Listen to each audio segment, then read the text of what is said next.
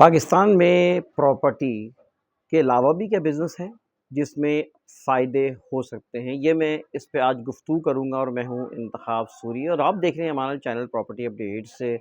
आज दोस्तों प्रॉपर्टी और प्रॉपर्टी के अलावा बहुत सी ऐसी चीज़ें हैं जिसके ऊपर पाकिस्तान में बिज़नेस हो रहा है। क्या प्रॉपर्टी से वो बेहतर है या प्रॉपर्टी बेहतर है? इस पे मेरी गुफ्तगू होगी। वैसे तो आप देख रहे होंगे कि इस वक्त डॉलर्स के बढ़ने की वजह से, पैसे के डीवैल्यू होने की वजह से, साथ-साथ सोना, गोल्ड वो स्टेबल हुआ है, तो एक सोच पैदा हुई है कि ये भी एक ऑप्शन है कि लोग जो है ना डॉलर्स की सूरत में पैसा रख लें।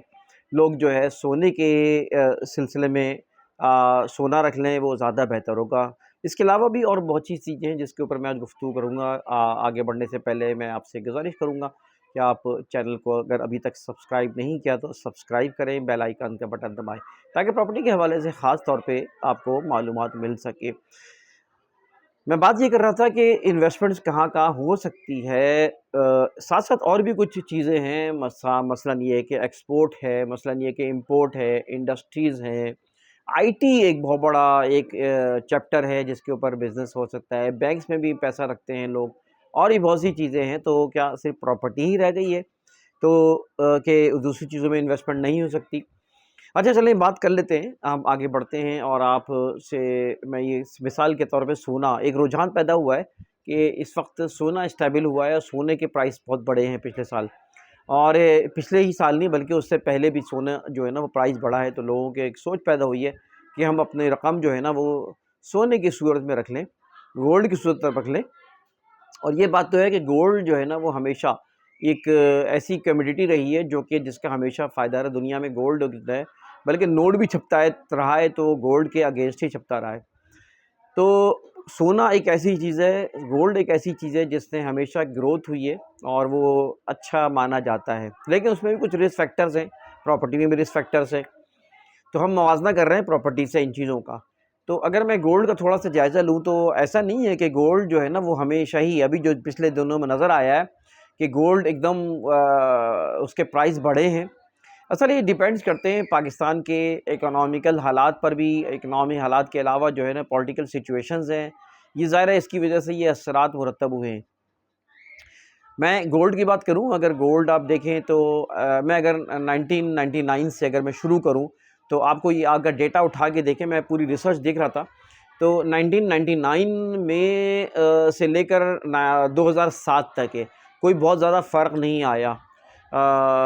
इसके अंदर गोल्ड के अंदर एक स्ट्रेट लाइन आपको मिलेगी तकरीबन, और कोई 2007 तक के कोई ख़ास फ़र्क नहीं पड़ा इतने सालों में, 7-8 सालों में। फिर इसके बाद अब आगे बढ़ते 2007 से लेकर 2013 में वहाँ पे थोड़ी ग्रोथ नज़र आई है और 2007 से 2013 तक ग्रोथ के बाद फिर 2013 के बाद ड्रॉप हुआ। 2013 से लेकर 2016 तक के सोने की प्राइस ड्रॉप हुई हैं, नीचे आई हैं। फिर 2016 से लेकर 2000 ये समझो 20 तक के जो है ना वो प्राइस फिर बढ़े हैं, लेकिन बहुत ज़्यादा नहीं बढ़े, स्टेबिलिटी आई है। लेकिन 2020 में भी थोड़ा ड्रॉप हुआ था सोना, लेकिन फिर 21 से लेकर 22 तक के जो है ना वो सोना जो है ना वो गोल्ड जो है ना काफ़ी इस्टेब्लिश हुआ है और आगे बढ़ा है, पैसे उसके लोगों के जहन में आया है गोल्ड रख लिया जाए।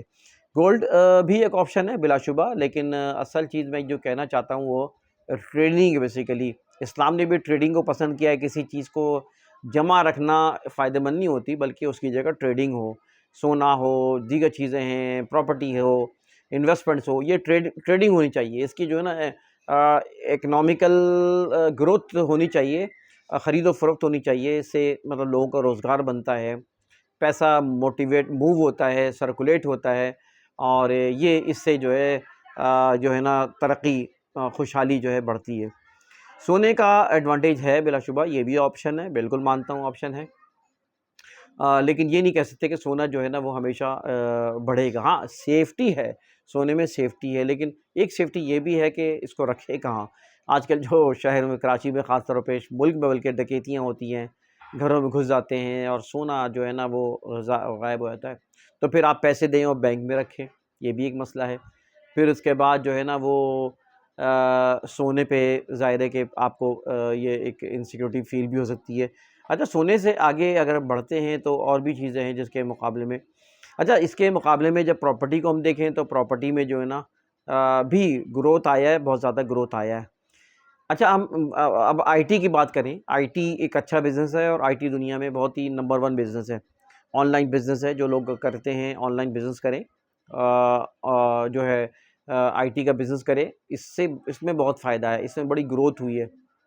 नौजवान बड़े इस वक्त कमा रहे हैं, नौजवान जो है काम कर रहे हैं, और इंडिया की बहुत बड़ी तरक्की का राज ये है, उनके पास इनकम का बहुत बड़ा ज़रिया जो है ना वो सॉफ्टवेयर एक्सपोर्ट है, आईटी एक्सपोर्ट है। तो पाकिस्तान को भी चाहिए तवज्जो, अगर हुकूमतें तवज्जो दें तो ये आईटी का बिज़नेस बहुत अच्छा बिज़नेस है और लोगों को ज़रूरत ना पड़े वो इस तरफ जाने के लिए। मसला ये होता है कि मैं जिन चीज़ों का ज़िक्र कर रहा हूँ वहाँ पे लोगों ने कमाया नहीं, यानी आईटी तो फिर भी ये अच्छा बिज़नेस रहा है। कोरोना में भी आईटी का बिज़नेस अच्छा रहा है, लोगों ने बहुत ज़्यादा कमाया। लेकिन अगर मैं बात करूँ इंडस्ट्रीज़, देखिए बेहतरीन चीज़ है, एक्सपोर्ट बेहतरीन चीज़ है, कोई मुकाबिल ही नहीं है। एक्सपोर्ट पे जितना प्रॉफ़िट है, जितना मार्जिन है, ना प्रॉपर्टी ना किसी चीज़ में इतना मार्जिन है। सही है जी। इसी तरह जो है ना वो इम्पोर्ट एक्सपोर्ट भी ज़ाहिर है दोनों चीज़ें एक अच्छा एक वो है, इंडस्ट्रीज़ कायम होनी चाहिए, मुल्क के लिए तरक्की होती है। मैं भी जब कभी इंडस्ट्री से गुज़रता हूँ, आप यकीन जानिए बड़ी खुशी होती है, वहाँ से धुआँ उठ रहा है, वहाँ की मिलों की आवाज़ें आ रही हैं, एक सुकून मिलता है, अच्छा लगता है कि पाकिस्तान में इंडस्ट्रीज़ अल्लाह ताला स्टेबल करे, और इंडस्ट्रीज़ अच्छी होंगी, स्टेबल होंगी, रोज़गार बनेगा लोगों का और पाकिस्तान फले-फूलेगा। लेकिन मसला ये है कि पाकिस्तान की जो सिचुएशंस रही है उसमें लोगों ने जो है ना वो इंडस्ट्रीज़ में देखा कि मतलब बहुत ही मुश्किलात रही। यहाँ पे पानी, बिजली, गैस की जो शॉर्टेज हमें रही है, और पानी बिजली का जो मसला रहा है, इसमें जो है ना वो शॉर्टेज जो रही है, इसमें जो है वो स्टेबलाइज़ नहीं हो सकी है। यहाँ पर जो लोड शेडिंग जो चलती रही हैं बिजली की, तो इंडस्ट्रीज़ को तबाह किया उसने। पाकिस्तान की गवर्नमेंट की पॉलिसीज़, पाकिस्तान की जो है इनस्टेबिलिटी, पॉलिटिकल इनस्टेबिलिटी ख़ास तौर पे, कोई भी हुकूमत पनप नहीं पाई है, सेट नहीं हो पाई है।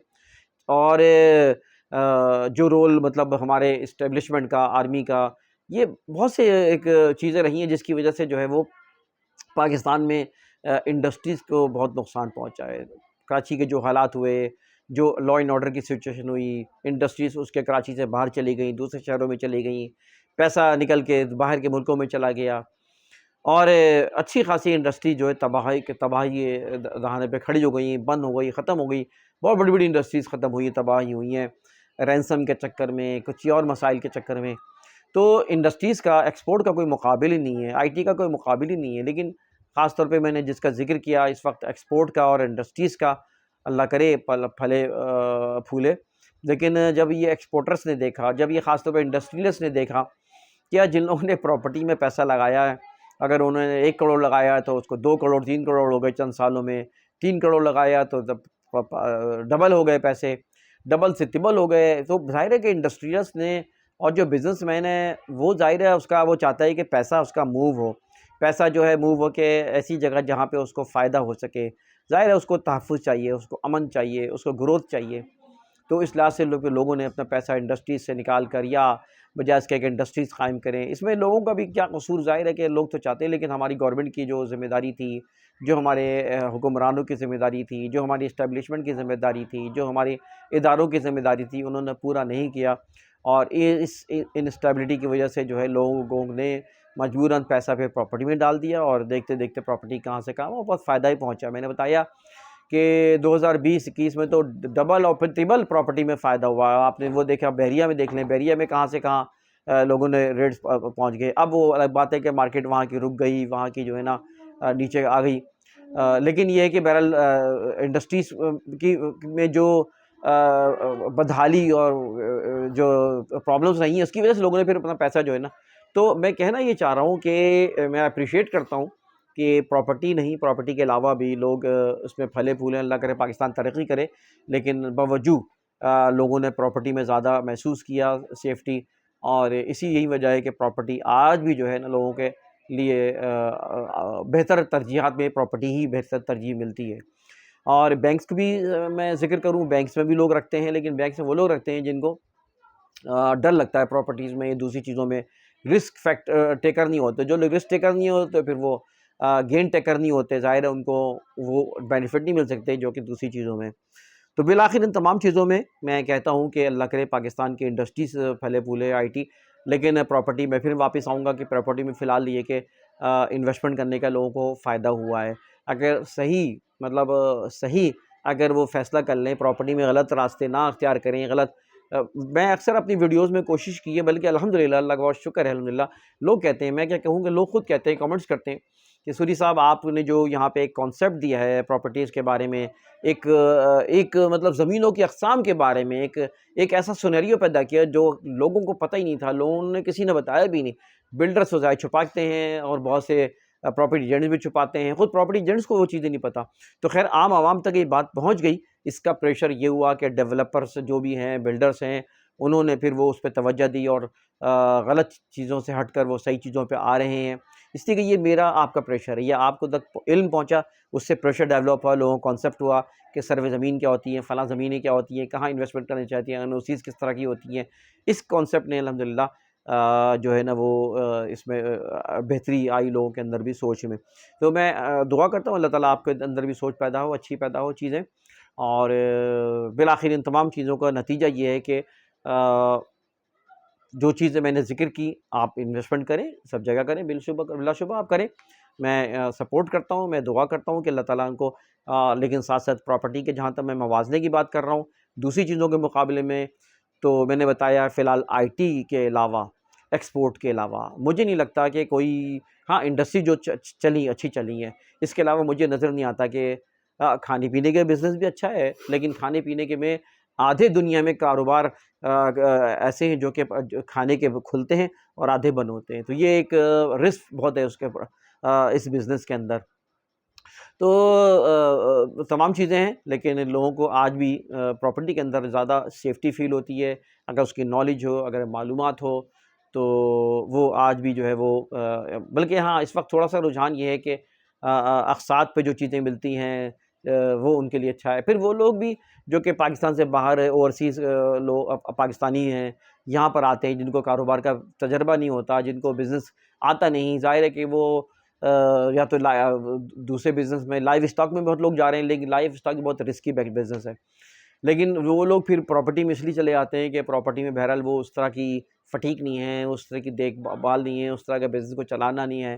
तो ये इसको आप जो भी कह लें, बहरहाल प्रॉपर्टी में लोगों का फ़ायदा हुआ है। तो हमारी प्रॉपर्टी अपडेट के चैनल पे आप मालूमात लें, देखें आपको, ताकि आप जब प्रॉपर्टी का सोचें और प्रॉपर्टी के बारे में आप गौर करें, तो आपको इसका नफ़ा नुकसान भी पता चल सके। तो दोस्तों ये थी गुफ्तगू आज मेरी प्रॉपर्टी और दीगर बिज़नेस के बारे में, और ये है कि मैं गुज़ारिश करता हूँ कि आप वीडियो को लाइक करें, कमेंट करें, शेयर करें। इंशाल्लाह फिर अगली वीडियो में मुलाकात होगी। इंतखाब सूरी को इजाज़त दी। अल्लाह हाफ़िज़।